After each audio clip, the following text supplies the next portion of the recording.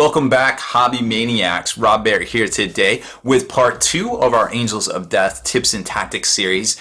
This video is going to be all about the psychic powers, what's going on with them, what you can do with what counts as terrain, what you can surf in the battle, what you can't surf in the battle, and some uses for the powers in our games, our existing games, our existing maybe army builds, and just a lot of different things you can do with the 5 different books out there, because these are legal for all of the Space Marine books out there, but not necessarily, Space Marine faction is one thing. Well, we'll get into all of it because it is a little bit of a misnomer that I hopefully will clear up with this video and the last video as well. So if you're tuning in for the first episode of the new Angels of Death Tips and Tactics, make sure you check out the previous one on the actual rules themselves, what's new, what's not new, how to use them, etc., etc. And this will be on the psychic powers themselves, like I said. So before we jump into all that, we got to pay some bills real quick. Make sure you subscribe to this YouTube channel, check out the blog, spikybidsblog.com, and head on over to thelongwar.net. That's the home of the battle reports for exclusive content, early access videos, and more. Become a veteran of the Long War today. Alright, so let's jump right on to it and check out all these new psychic powers.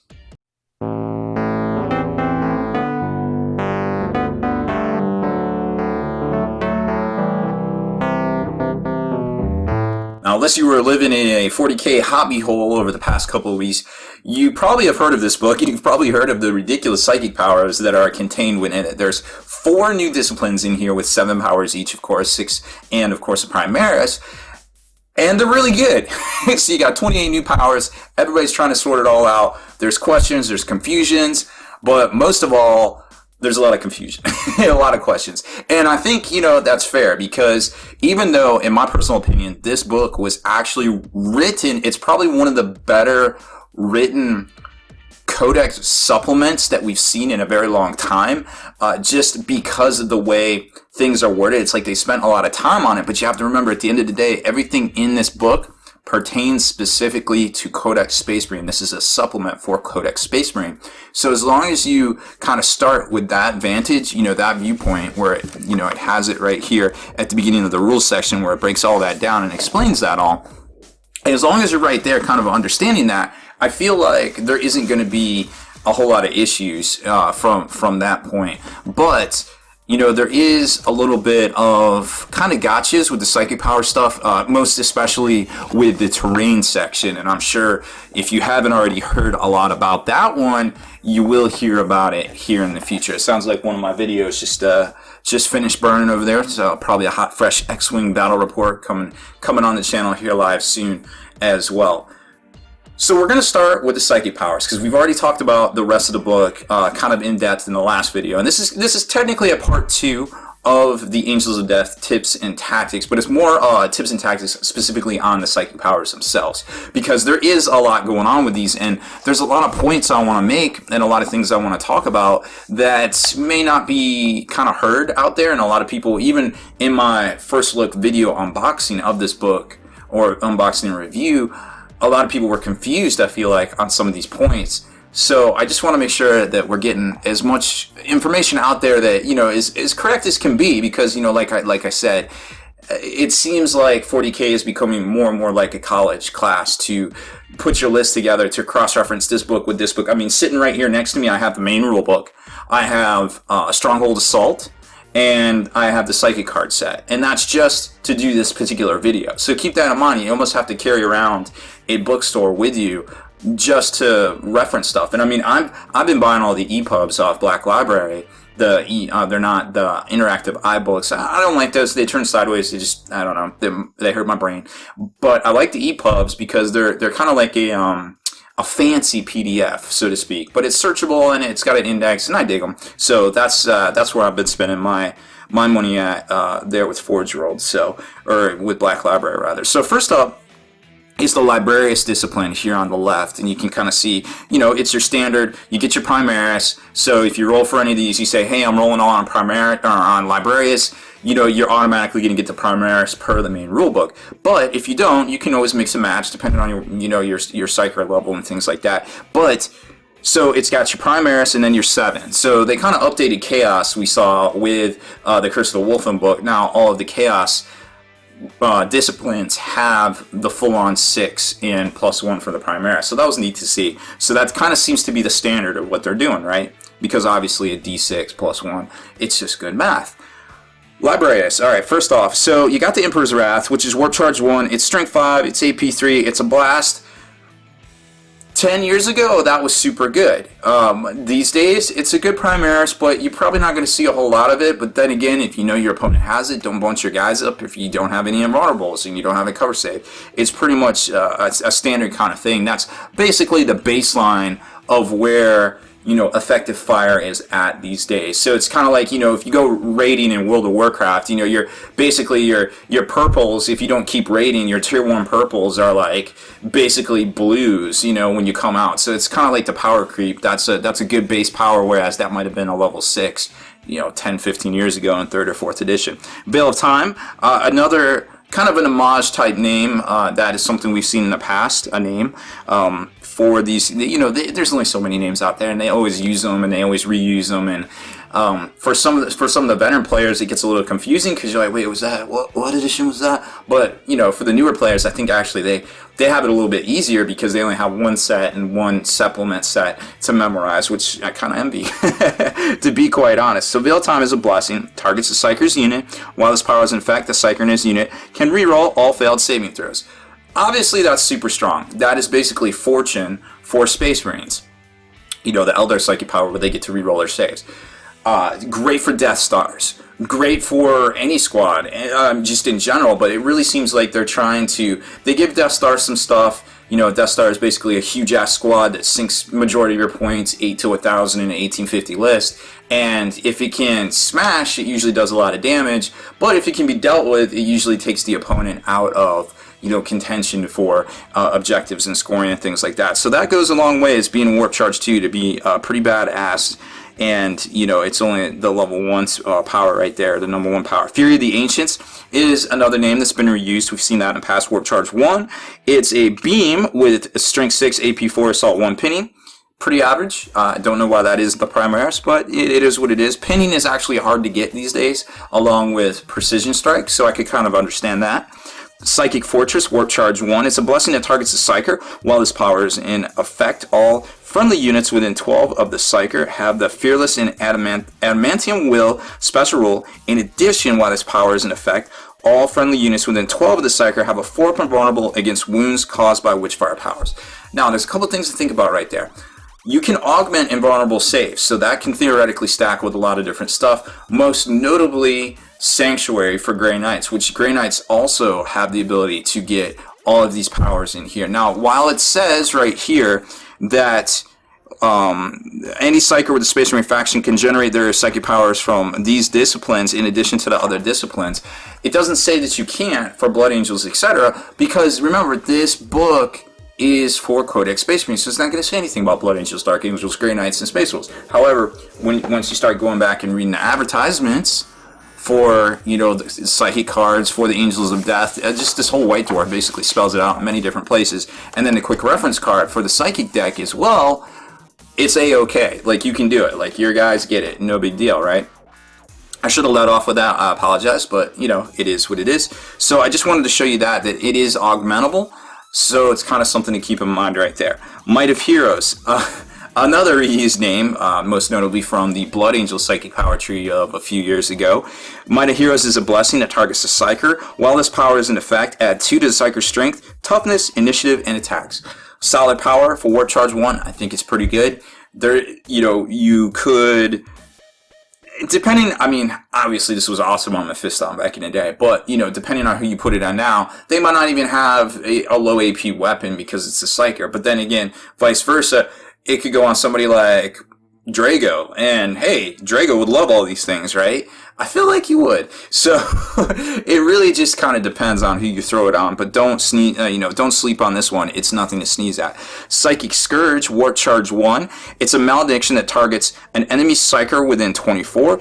The Psyker manifesting this power rolls 2 dice and adds their mastery level to the highest result. The other Psyker rolls a single die and adds their mastery level to the result. If the enemy Psyker's result is higher, there's no effect. If the scores are drawn or the result is higher, then the enemy Psyker then the enemy psychers, the target suffers a wound with no saves of any kind possible while this power is in effect. And they can also successfully cast warp charge points, etc., etc. Oh, only on a 6. Well, that's kind of cool. So it's basically like the Space Marine Mind War. So you kind of see what's happening here. They get 2 powers that are kind of taken from the Eldar decks. They're pretty decent. Also, if your result is at least 3 points higher than that of the enemy psyker, then they also have to randomly choose one psychic power that they lose. They don't know it anymore because their brain got fried. This is your brain on warp dust. Any questions? Null Zone is one of my personal favorites. Again, same name as the previous power. I believe it was in the Demon Hunters Codex. Null Zone is a malediction that targets an enemy unit within 24 inches. While the power is in effect, all models in the target unit suffers a -2 penalty to their invul saves that they have. You can combine this with any other modifiers or models invulnerable save, but cannot make it worse than 6. So you can't get rid of it, but you can definitely knock it down. A 6-up invulnerable. I mean, something's better than nothing, but you know, most people, you get down to 6-up invulnerable and whatever it's on, generally is gonna die and it's gonna cost a lot of points. Now here's some things you can do with this. This is important for Night Titans. Like if you're playing against the Triparatite Lance, you know, the squad of 3, and you cast something like that on it, you can get rid of all of their Ion Shield, well, not get rid of it, but you know, neg to it. It's great against you know, the Super Friends. Any big Death Star that's a 3-up invulnerable save now is a 5-up invulnerable save. So you kind of get what they're doing here. This is a very versatile, this is like the kind of like the tool chest to kind of go to. Like maybe I could see a lot of people choosing between Biomancy and this if they're going up against Death Stars. So that's something that's going to see play. So definitely be aware of the Librarius discipline here. The Technomancy discipline, however, I feel like it's probably going to be underutilized, you know, to say the very least. The Primaris is basically you get to it's a malediction that you cast on a vehicle, and you get to take over a random weapon and fire it. Now, granted, on some things that's cool because they only have one weapon, but I mean, what if you say, hey, Vindicator, and they have a Stormbolter, and you get the Stormbolter, and you're like, this is stupid. But, or a Night Titan, you're like, yo, Night Titan, and then you roll the Stubborn, and you're like, ugh. Like, granted, it's a Primaris, and I get it, but it's a little frustrating. I feel like you're not going to see it a whole lot, but maybe when you see it, it's going to be a game breaker. So, you know, always be on the lookout for that bad boy right there. Blessing of the Machine. It's a blessing that targets a single friendly vehicle within 24 inches. While the power is in effect, the target vehicle gains the effects, ignores the effects of Crew Shaken and Crew Stun damage, and has the power of the Machine Spirit special rule. If the vehicle already has the special rule, it is instead increased to ballistic skill by 1, because remember, it hits on 5s normally, so now it would hit on 4s while the power is in play. If the Psyker is embarked on the transport, he can still attempt to manifest it, but he has to cast it on the thing he's embarked on. So a very important designation right there to mention, I believe. I think it's dope. A lot of this stuff I could see, you know, taking place on the vehicle detachments and Decurions and a lot of things that, you know, the Iron Hands players are definitely going to really, you know, the Treadheads are going to take this stuff here, and I think it's great. Machine Curse is a focused Witchfire power that targets a single enemy unit within 18. The target model immediately suffers D3 Strength 1 AP hits with the Haywire special roll. Now, Haywire is nothing to sneeze at, because there's a lot of Gladiuses, black main formations, you know, dropping on the drop pods, getting all the free transports, all that shit out there. You know, you got to deal with it or it's going to take your objective. So this is really cool, and it's a Warp Charge 1, and it causes Haywire, but it's not as good as another one we're going to see here in a second.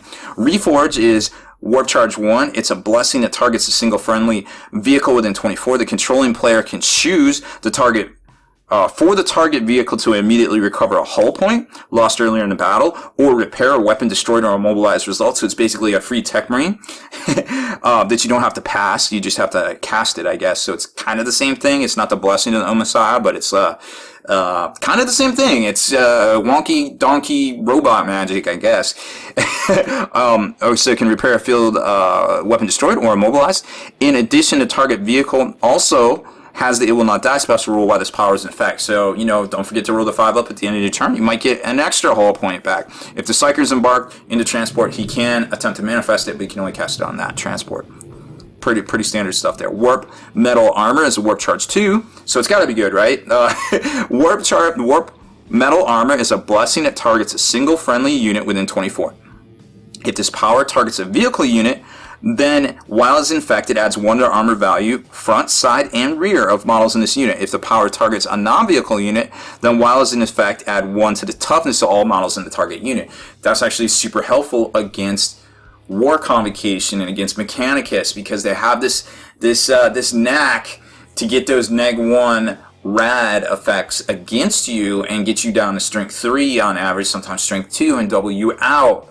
They're very sneaky, and this might help a bit, but I don't think it'll win you games against that mechanic, unfortunately. A lot of times when you play against War Convocations, you're just going to have to hunker down, take the storm, get on some objectives, and beat them down when they come to you, because riding at them, that's basically, that's not going to work. Because when you hit them, you're just going to get smashed back at initiative 10. It's just, it's brutal sometimes to see that. Number 5, Fury of Mars, is a beam. It's this 18-inch beam with haywire. So, again, great against Gladiuses, great against the Blackmane formation, the detachment where you get all those drop pods. Great against massed vehicles, because you get these two together, or even if you get a couple of instances with some separate psychers, you can be slinging that out from some different squads with these beams crisscrossing haywire all over the place. You get 2 of those off, it kills most things or cripples them, for your ground pounders to do the rest.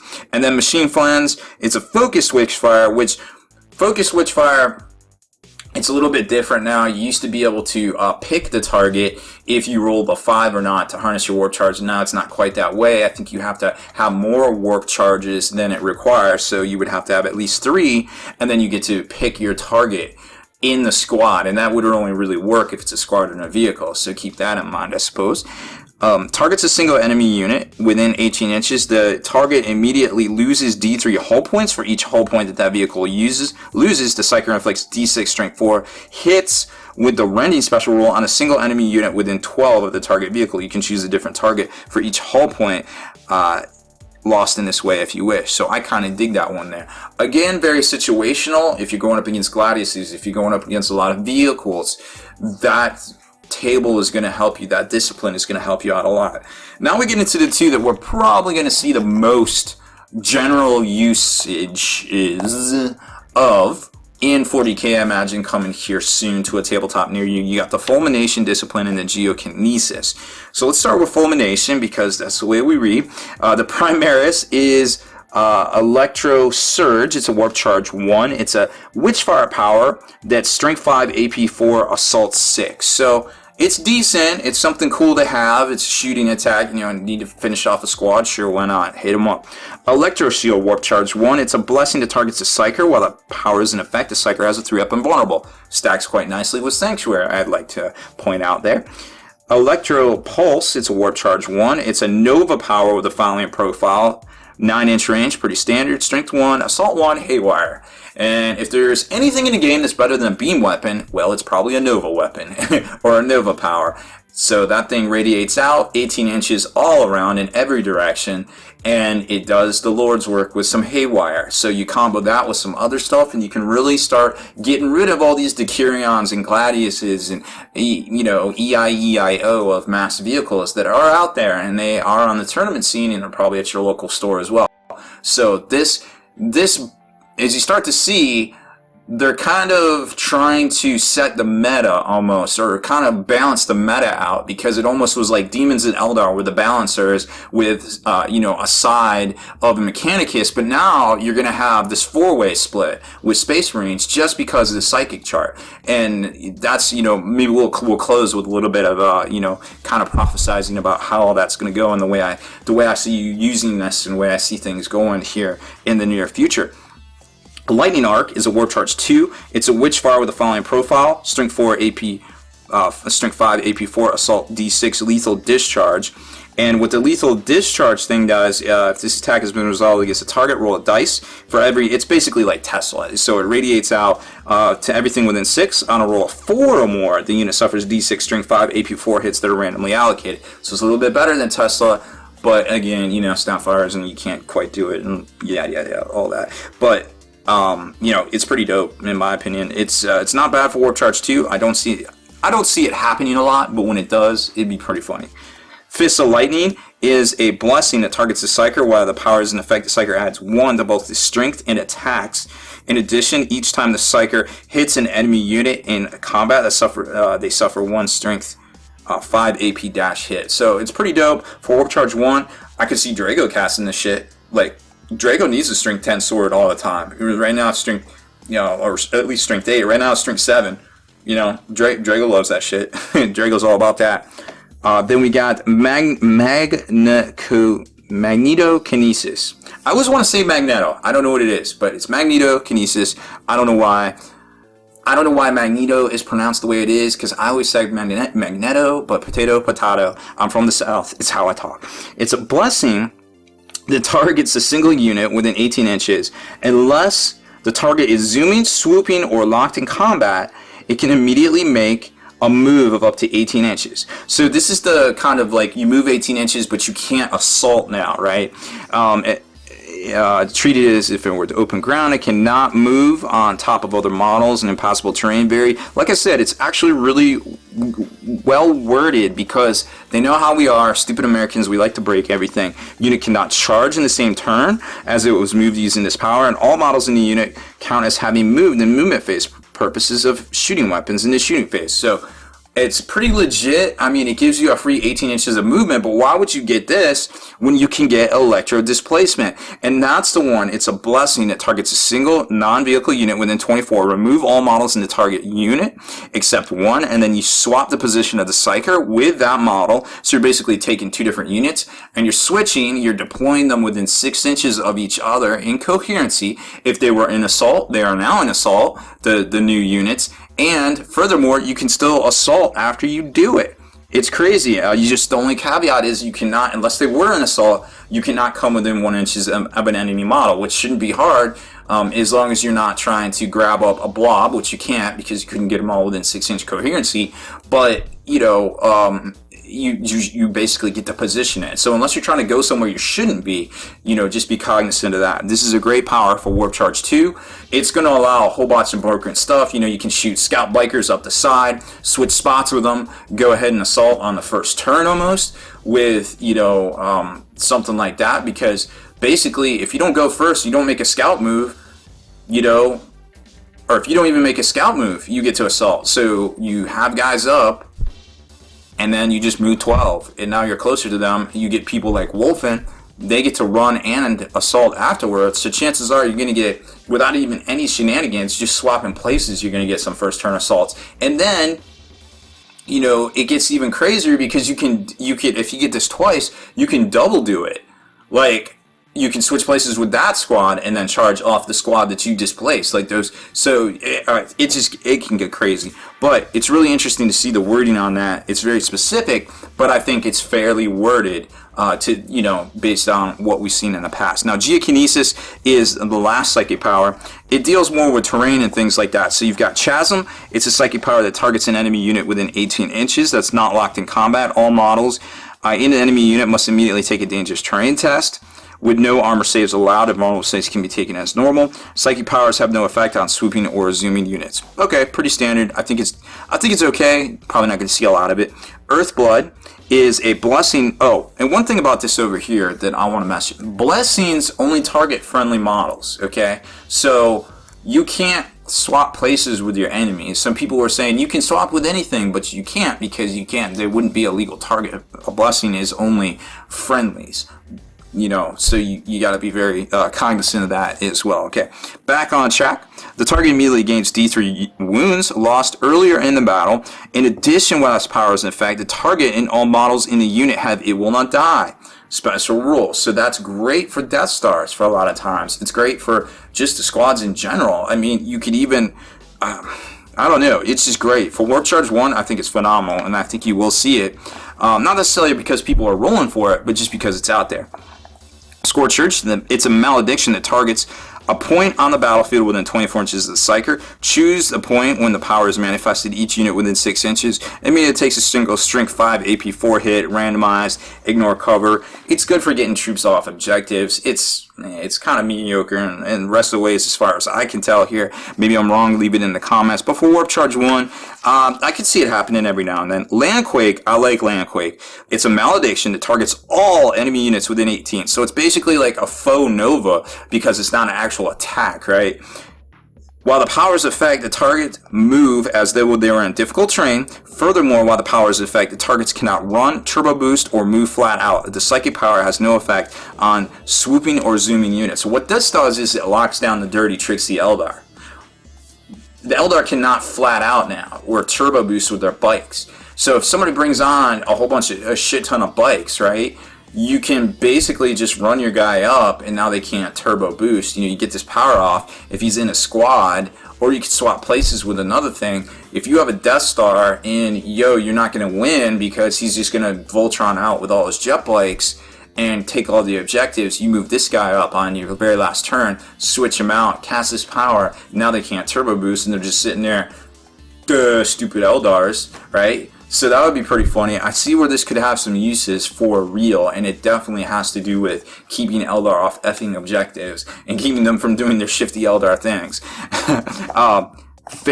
Phase Form is another great one. For Warp Charge 1, phenomenal power. It's a blessing that targets a single friendly unit, so you can cast it on other things. While the power is in effect, the unit has a move through coverage special rule. Very good.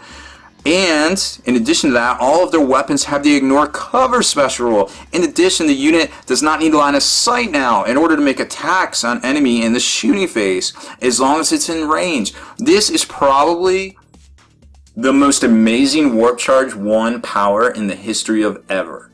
Hands down. This thing is so powerful. There's so many uses for it, I feel like. And you will see this on the tabletop very shortly, I guarantee you.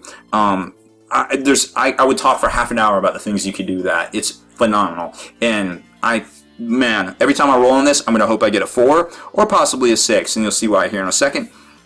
Warquake, it's the number 5 power. It's a Witchfire that targets either a single building or a piece of ruins terrain within 24 inches. It causes some damage on a 4 to 6, suffers a penetrating hit if it's a building. And then the dudes take hits on D6, strength 6, as though they are struck by falling debris. Rocks fall, maybe some stuff dies, hard to say. It's kind of mediocre, but honestly, for Warp Charge 1, it's great for burning stuff down that's in terrain, and then using your shots from your shooting phase, which follows your psychic phase, to try to finish the squad off. So it gives you basically an extra phase of shooting when you culminate it with some of this other stuff here, like the earthquakes and the warp chasms and all that stuff. If you don't have a need to cast other powers, you can cast these powers and basically get double shooting. You know what I mean? So it helps you try to get pesky enemy units off objectives. Now, the mother of all disputes, we saved it for last. Shifting Worldscape. It's a Warp Charge 3 power, and here's what it does. It allows you to pick up a piece of movable terrain on the tabletop and plop it down anywhere within 24 inches. And so, if there's something on it, it goes with it, friend or foe, doesn't matter. If it's half on it, it basically has to disembark off of it, and it can take some damage of some sort, but you can read it here for yourself. I'm sure you've already heard about it. It's a whole thing. So here's where things start getting sticky, because a lot of people want to abuse this, understandably. It's abusive, but it's written very well, in my opinion, because when you start doing the backstory on it, right, you're checking, you start checking the main rule book, and you're like, okay, well, what's a piece of terrain? Well, it turns out a lot of stuff is terrain. According to this, in the main rule book on page 183, terrain data sheets, a lot of the stuff is classified as terrain, and it's a specific type. It's either, like a ruin, a building, battlefield debris, all sorts of stuff, difficult terrain, very lot of things. But here's where it gets even more twisted, is not everything is listed in this book. Very well used book. Not everything is in here. You have to bust over to Stronghold Assault, because that's where they collected a lot of the stuff in Stronghold Assault. And here's what all the kids are going to be trying to do. They're going to try to take the Sky Shield landing pad, which technically, rules is written, it is a terrain, a piece of terrain. You can move it. It is pick-upable. It is movable. If there's stuff on it, it moves with it.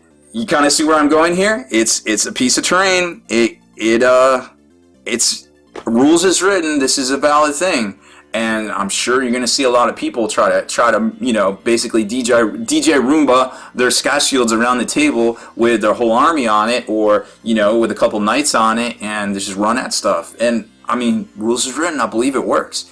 And it's there's going to be a lot of debate about it. I'm sure a lot of the FAQ guys out there are going to be like, blowing their minds and making rulings, emergency vote calls and things. I don't envy them, trying to keep the peace.